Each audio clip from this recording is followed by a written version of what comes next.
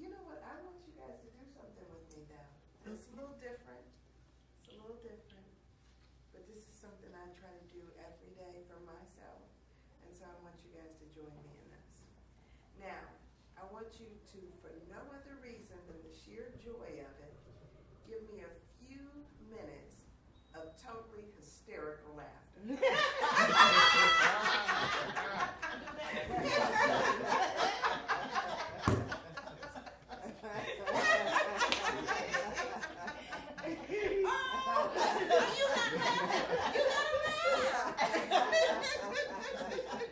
Make yourself happy.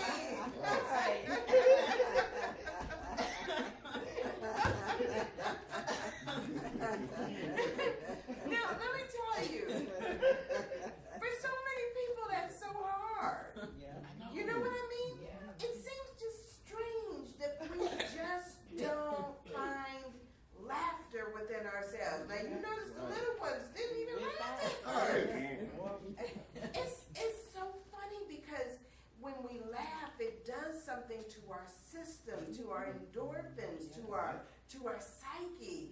And so it's something we ought to always do. Just remember to laugh. And even if we're just laughing at ourselves or for no reason other than the sheer joy of it, we should laugh. Right. Just remember to laugh. There you go. So happy Mother's Day, happy Mother's Day, happy Mother's Day. I am so thrilled and excited to be here to, like always, just to talk to you guys about whatever. So it was so funny because I was basically putting together my talk the other day, and I started thinking about, you know, so much of what we talk about is, when we think about mothers, is the sacrifice that's made. But it's interesting because a lot of times, what I found, especially as I was, you know, coming of age, was that for many women, motherhood was accidental.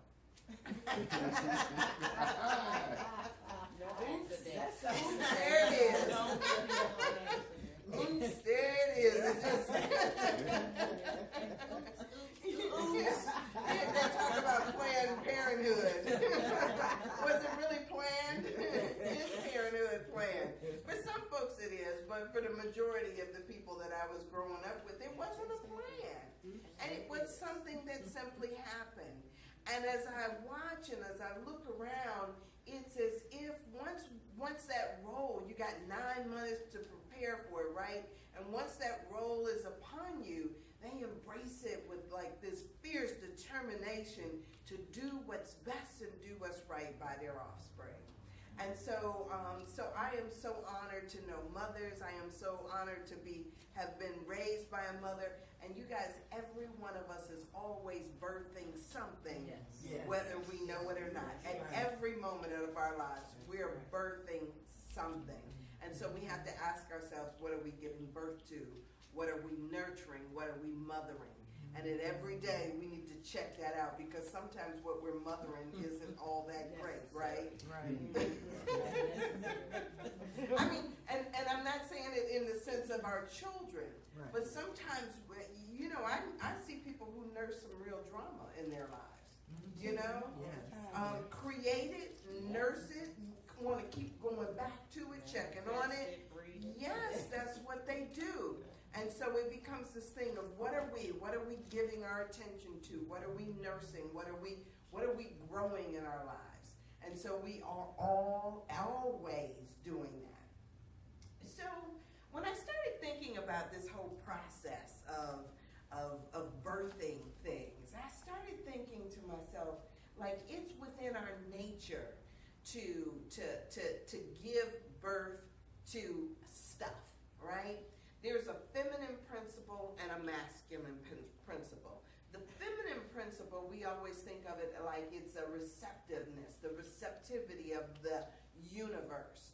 You'll see the picture of Mother Earth with, you know, it's the globe with legs and feet, and it sort of personifies that. You'll see in some of the old-time mythology, they'll talk about the cave representing the womb of woman, or how we plant seeds into the earth. It's that receptiveness that receptive quality that also nurtures things. Now, it's the masculine principle to enter into or to engage. It is that. So even when we see a plug and a socket here and anywhere over the world, you see the receptor and then you see the plug that goes into the receptor, right? It's the feminine and the masculine principle always at work through things all the time. And so when we start to think about that in our lives, you know, it's interesting to me because I don't think we always recognize that there's an energy to both. An energy that we're either cultivating or that we are, you know, trying to like act like it's not there or like it doesn't exist. Everything takes place on that yin and yang level, that energy, that interplay. So, you know, I'm always interested in how this plays out in my life. I look at my life and talk about something to laugh at. It's so funny. Let me tell y'all about what happened last week right quick, and then so I'll jump back into this. You know, I'm always prayerful about, you know, who it is that I'm coming, my highest and best God. Oh, thank you for that. So last week I went out and I decided I was going to go to the auction. They have these tax auctions where they sell off property, right? And so I decided, Oscar, I was going to go to the auction. And so I had my little list, I printed it out, and I'm going to go around and I'm going to scout out some houses. Well, in the process of that, Miss Joyce, I'm coming down the street and somebody hits my car. Ooh. Right? Ooh. Now, I always come up here and talk about love and forgiveness, right? And so I'm always saying to God, God, make me more forgiving. Yes, yes. The interesting thing is no matter what we're experiencing in our lives, it's as if the universe delivers to us what we need. Okay, so you need to learn forgiveness, so you need to make sure that you really got it. And so let me now give you something where you can see this in action. So it was interesting because, you know, the first thing, you know, of course I was like, you know, you hit my car, right? Right. I love this because it seems like I'm always confessing my issues and my stuff. You hit my car. That's what I said to her, and she was like, "I hit your car. You are the one that came out in front of me. I didn't see you." Blah blah blah. Anyway, it was so interesting because my first inclination, Val, was, how do I let this go? Even in the midst of what I was going through, how do I let this go? How do I forgive this situation and see it as God would have me see it? And so I'm sitting there and I'm looking at this little girl and I'm thinking to myself like, okay, but also I recognize that part of this is that when we give birth to anything, there's a process of maturation that must go on. There's a process of growth. It's not always pretty, but that's what they do. Toddlers become, you know, what do toddlers grow into? Children?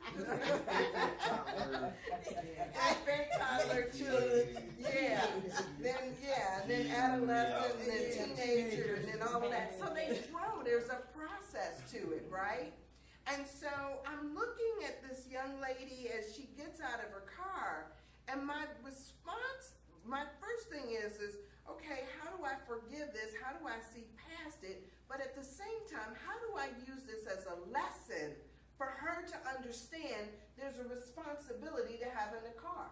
I pull up her Facebook page later on, and 10 days before, she had just gotten the car, didn't even have the temporary tags off of it, wow. And she's out there showing off in front of her friends. A brand new fool. Yeah, and hit me.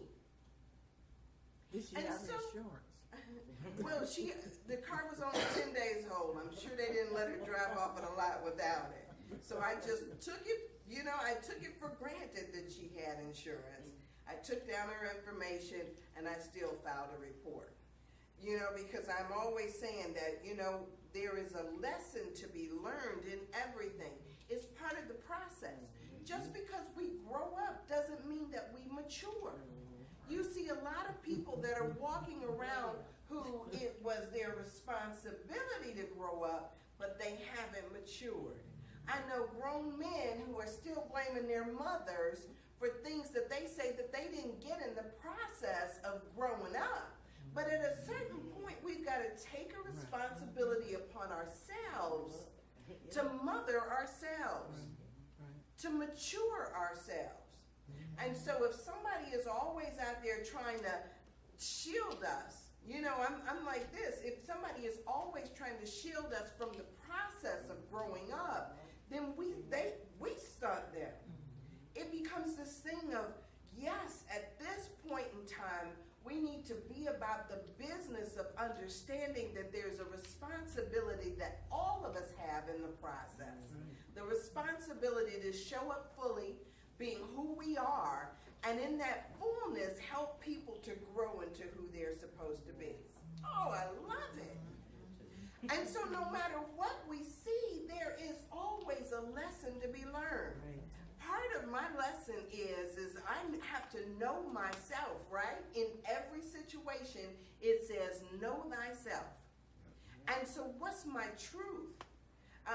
It's funny because a lot of times I'm with people and they want to, you know, tell you about their truth, right? And their values. Well, that's all fine and good. But we need to use those to understand that all of this is about you and yours, right? Yeah. God being God in you, God being God through you. What is the message that God gave to you? It's different for everybody. I was talking to a woman the other day, and it's somebody totally unexpected. You know, she's actually a columnist, and she's, you know, she does a lot of writing, had a couple of books out and everything else like that. And we're having this conversation after our meeting, and she says to me, she says, well, you know, I played a bass guitar. And I'm like, you know, you know, how interesting that is. I'm like sitting there thinking to myself, like, wow, I couldn't see that, right? It was just, to me, uncharacteristic that she would be playing this bass guitar in a club on a Saturday night for some group. Just seemed uncharacteristic to me. And she says, yeah, I've always loved this guitar and I've always wanted to play, but fear kept me from doing what it is that I want to do, you know? Fear kept her for the first 55 years of her life from actually picking up the guitar. When she went and took the lessons and started to play, now all of a sudden she's playing in clubs in her 60s. And I'm sitting there and I'm thinking to myself, like, how ironic is that, you know? But she's saying that there's a lot of things that fear would keep us from doing. Everything, right? Right? And if we were totally fearless, what is it that we wouldn't do? You know, if you didn't have any fear at all. And so sometimes I think we need to ask ourselves that question. If I didn't have fear, if I wasn't worried about what other people thought of me, if I wasn't worried about this idea that I could possibly fail, because when I went to that auction, I had to pump myself up to go down there. You know, I go down there and I'm thinking to myself, I'm going to go down here and I'm going to see what's at this auction. I'm going to buy a house or, you know, whatever. And I get down there and I was totally blown away. Now, y'all, let me tell you, I'm digressing for a minute, like I have a tendency to do. I go down to this auction, and what I found interesting was I was thinking that there were going to be all these, I don't know, I didn't know what I was expecting. What I wasn't expecting is that when I went to this auction, it was 98% black, right? And they were down there bidding on houses like they had money to. I mean, once they made up in their mind that they wanted something, it was just, you know, money everywhere. And I'm just totally blown away and thinking to myself, really, are you guys paying that much for that? You know? But to some extent, there are never make that step out of fear. They don't do the very things that they desire to do out of fear. And when we allow fear to paralyze us, we need to learn how to move beyond it. When I talk about mothering things, sometimes as I talk to people and I listen to people, I hear them just basically mothering that idea of fear. People will tell me why you can't do this, why you can't do that. And if you get it, it's not going to be good. It's not going, the house won't be this, and it won't be that, and it's not this. And a lot of times we abort the process before the process even gets going. So what allows us to move beyond that and stop getting caught up in our fear? It's a little thing called faith. Walk in faith, don't worry. Right. Every day. I read a story the other day about a woman who she went into it. She's an older woman. She went into the bathroom, and she walks into the bathroom, and there's like a little entrance going into the bathroom. And when she walks in, she sees that it's dark in there, and so she's feeling along, going back out the way she came in, feeling along the walls, trying to find the light switch. And she's just like, oh my gosh, I can't find the light switch. And then finally she decided that she had to use the bathroom so bad that she was going to fill along the walls until she got to a stall. Well, as luck would have it, as soon as she walks in, what happens? Lights on. The lights come on. It's motion activated, right? Right. But how many times do we remain paralyzed and not go forward, worried about what could happen or worried about walking into the darkness to the extent that we don't do the very thing that we want to do? That's what it said in the thing today, right? If you can dream it, do it. Absolutely, we have to walk forward. A bird, when they give birth to, well, they don't. When a bird hatches out of the egg, there's a process, right? And the process is we want, just like little babies, cry, give me worms, give me food, give me nourishment. And the baby matures, the little chick matures to the point where now it's time to get out of the nest. And at a certain point, the mother bird either has to push them out, or else they go someplace and they call them saying, come here, right? And a lot of times what happens is, unless they make that leap, and that's what mothers do. We push, we encourage, and then hopefully they go. There's some that don't.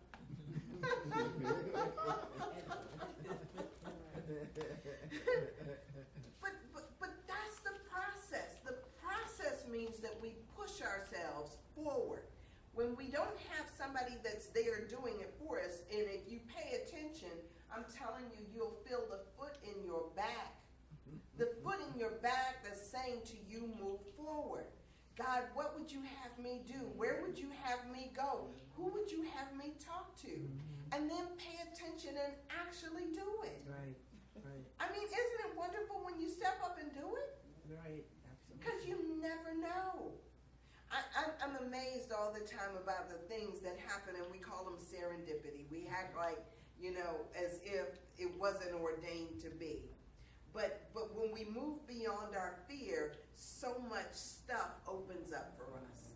I mean, there's so many possibilities when we stop being afraid. So I was talking to my girlfriend. She's telling me all this stuff about, what I should do. As if I got to this age, and needing somebody to tell me what I need to do, right? And so we have people all the time who want to tell us, you should do this, you should do that. And I get it all the time, right? Yeah, because people are always telling you, you need to go here, you need to do this, you need to dress like this, you need to say these things, as if you for yourself who you are as a person. Sometimes we see people who get confused because part of the growing up process says that you're a people pleaser, right? There's that part of your life. We go around and we're trying to please those that are around us. We're trying to look good. We're trying to dress like somebody else. We're trying to be like somebody else, and we haven't yet found our own truth. But there's the adult side of us that says, I know who I am. I know what I want. I know what my values are, right? And it's a process of getting to know oneself. It's interesting because if Jesus was sitting up worried about all the time about what somebody was going to say about him, he wouldn't have been able to do the things that he wanted to do, or that he needed to do, or that he was birthed to do. He said, they tell the story about the time that Jesus was, missing, and his mother goes around and she's running around looking for him, and they find him in the temple teaching. And they're like, well, where did you go? Where did you run off to? And he's like, I got to be about my Father's business. It's learning how to stand up in our truth that really grows us up, that really teaches us who we are and what's to do, what we need to do. The question is if you're walking in your truth. Because all of us have one. All of us have something that we're here to do and that we're supposed to do. But we don't always do it. So, as I started thinking about this, I started thinking about, what's in it, what Sandra's supposed to do. What's Sandra's love? What's Sandra's desire for Sandra? And just because somebody else has a desire or an idea or something else. Oh, you would be so good at real estate. Oh, you would be so good at doing what, I can't even think of what all I've been told that I'd be so good at. But people are always telling me about what I would be good at. Why don't I know that, right? I absolutely do. I know what I love. Do you know what you love? Do you know what gives you joy? And that's how God speaks to us, through our joy, through what gives us joy. And only you can know what gives you joy for you. So so I'm going through and I'm talking about all of this stuff because it all leads back to you. God is in you. God speaks through you. God operates through you. We hear people all the time that talk about the voice of God, right? I hear the voice of God. You hear the voice of God too, right? You've got to ask yourself, what is it telling you on any given day? God, what would you have me do? Where would you have me go? What would you have me say, and to whom? The other day, as I was getting ready to go up there to the thing, I said to myself, I rest in God. I rest in God. I rest in God. Because that's the place of comfort. It's almost like resting in your mother's arms. It's that place of comfort, that place of reassurance, that place where you know you belong. And so it becomes this thing of, how do we stay there? How do we get there? How do we be there and be comfortable in that, right? I don't know about you guys, but for me, there needs to be a place within me where I'm feeling like I'm on point, where I'm good. And so it becomes that necessary spot. We don't have to, I was going to say that is a process within itself. Because when we consider things as going into it alone. And we leave out the main ingredients. When they said, he knocked at that I knock at your door, is God. Your door is the one he's trying to get into.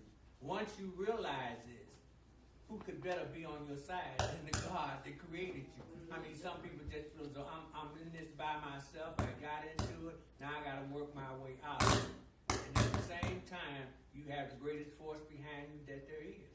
Like Goldsmith said, the greatest power in the world is silence. Absolutely. It's interesting. I think that all of us struggle with notion that there is a God that is outside of us, as opposed to recognizing that all of this work that we do is an inward job, that God is within each of us. And so the door that we're opening is not an external door, but an internal door. So you're absolutely right. It's standing at the door and it's knocking. It's saying, let me in, but it's already in there. It's already in there. It is simply an adjustment in how we think.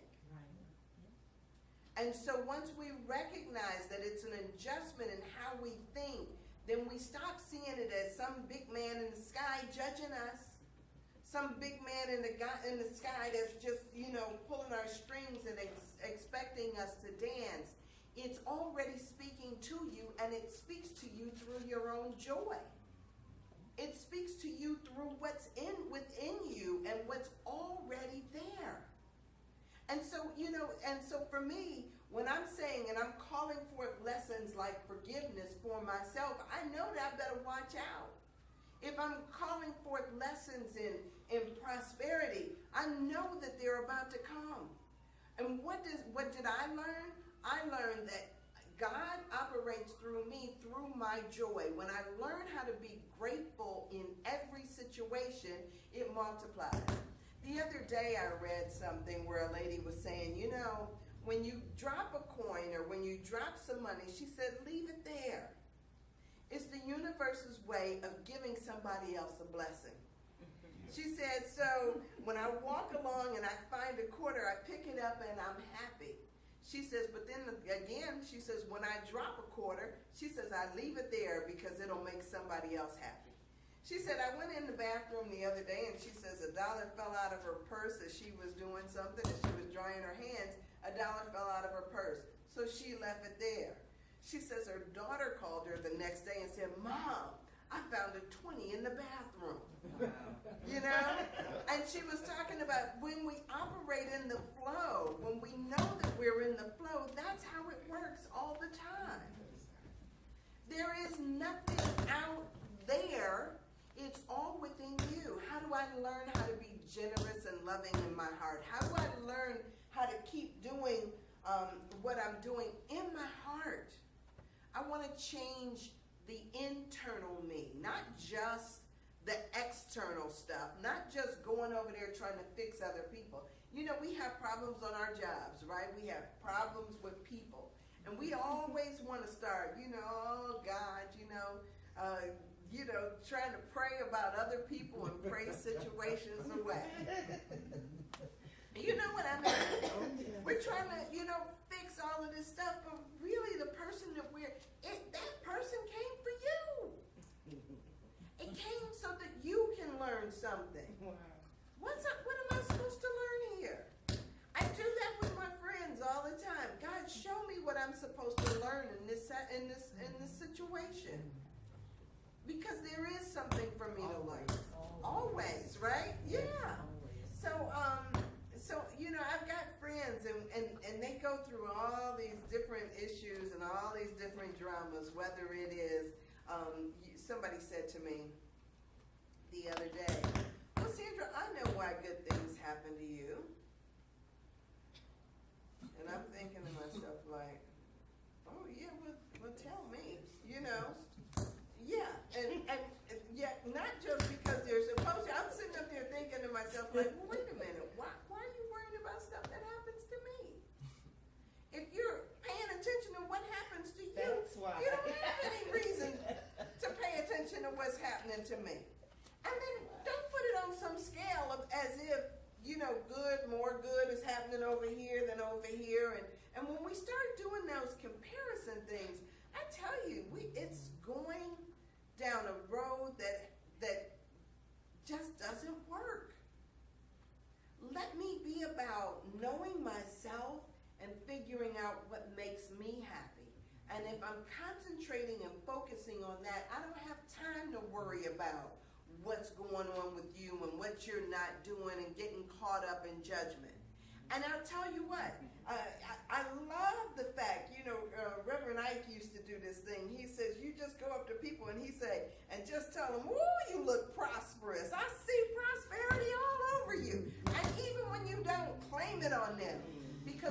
what you give can you receive, That's right. right? That's right. And so it becomes this thing of, let me see love on you. Let me see wealth and good health and prosperity and right action and maturing. And let me see you in your highest spiritual light so that I can see that on me too. Yes. I and my brother are one. And so it becomes this thing about, let us all be birthing our best selves. And we birth our best self by recognizing that that's the truth of our being, and that's the truth of all of our beings. You know, so as I started going through this whole thing, you know, the feminine and the masculine and talking about what works and how we need to grow and all the things that we can do, I kept coming back to this thing of love. On this Mother's Day, it's all about love. I could tell you stories about my mother. I remember hearing Marianne Williamson saying over and over again, she says, the survival of mammalian species on this earth, you can tell the survival of a mammalian species on this earth by the fierce determination of a mother to protect its young, right? And so she talked about all the time how we see in other species, whether it's the animal species, whether it's birds that fly through the air, fish, whatever, they protect their young. There's a sad story I'll tell you guys about just real briefly because I don't like to dwell on stuff like this. There's a woman, Siobhan, who took this is a backstory. She had taken a concealed carry class and had a concealed carry permit. Well, about a week or two ago, she's at home and there was an intruder, and she had 5 kids, and I guess she thought she was going to protect herself, and so she pulls out a gun. She pulls out a gun and she ends up getting shot in the head herself. Ooh. She didn't make it. Ooh. While some use that to debate about whether or not the concealed carry permits are something that actually protects you or puts you in danger, you know, had she not pulled out the gun, would she still be around? There is this propensity that all of us have to protect what's ours. You know, this desire that all of us have to protect what's ours. But then too, there is this, at some point, we've got to be bigger. And I don't know what that means for you. I don't know what it means for somebody else. But for me, I have to lay my arms down. Not because I feel like I'm outgunned, but because I feel like I have enough faith to let it go, right? So it becomes this thing of what are we showing, what are we teaching, what are we doing at every moment? What are we showing, what are we doing, what are we teaching at every moment? If I'm about love, if I'm about forgiveness, if I'm about all of that stuff, for me, it means that I lay my arms down. It means that I'm gonna have to do this another day, because I know my mother, when I was growing up, my mother was a fierce Aries, not one to be messed with, not one to be messed with. There was a teacher that I had, and this teacher, I may have told you guys this story before, this teacher called me a name that I didn't know what it was. 4-letter word, but I didn't quite know what it was.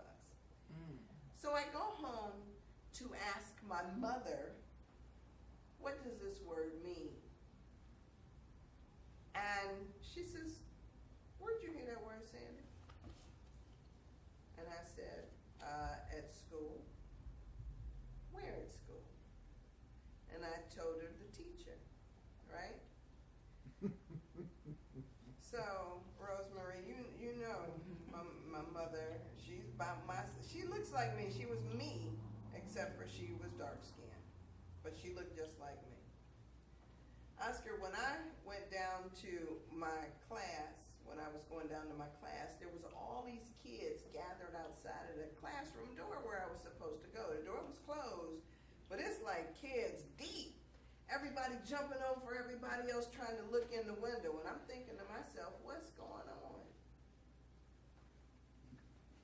When they finally open the door and they come walking out, it's my mother, the principal, and the teacher is sitting in there at the desk looking like he's been run over by a Mack truck, which he probably had been. My mother was a force to be reckoned with. I miss her every day of my life, right? But it becomes this thing of us figuring out in the midst of things who we are to be and how we're to engage. The first response is not to pick up arms, but it is to show our kids that you know how to draw your line in the sand and stand your ground, right? It is teaching them how to be assertive in who they are and to protect not just themselves and their own, but to do it with fierce determination. It is not made for you to be cowards. It is not made for you to be fearful. It is for you to stand up in your truth. That truth being love, right? And Jesus was the same way. He did that. He threw the money changers out of the thing, and he stood up for a truth. And let me say this because I gotta close. I know that this was what I was supposed to start off with, and I kind of skidded over it. In the Bible we talk about Jesus all the time, but a lot of times we kind of like leave Mary in the backdrop. But Mary in her own right was a force to be reckoned with, right? The reason why Jesus came to her, the reason why she was the central figure in that whole story was because of the woman that she was. Mary, you are to give birth to Jesus, right? And it became this out of her mothering, and you know that physical man didn't have anything to do with this. It was a virgin birth. She gave birth to Jesus without Joseph, basically. It says to you that this is an immaculate conception. So we look at Mary as this figure, and a lot of times we get caught up on the other stuff in the Bible that would say to you that women aren't, weren't given full measure, weren't respected, weren't this, weren't that. They will never have a woman pope. For the most part, we didn't have women ministers until just recently. So it becomes this thing of us recognizing that it is through woman that Jesus was birthed and that all life is birthed. It comes through that.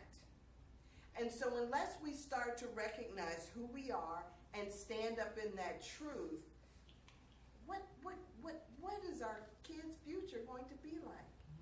We have to be the ones who protect our kids.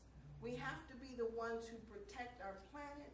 We have to be the ones who push our men out there and say, you're the protector, now go protect. We are central figures in this story, not secondary. So mothers, I bow down to you today. All of you, whether you're mothers or not, I bow down to you today. It is, I tell you, life is wonderful, life is good, and as we recognize and step into our truth, yeah, we are totally blessed. Yes. All right, so say a prayer with me. So Mother, Father God, in this moment, we just recognize you. You as the source of all life, of all good.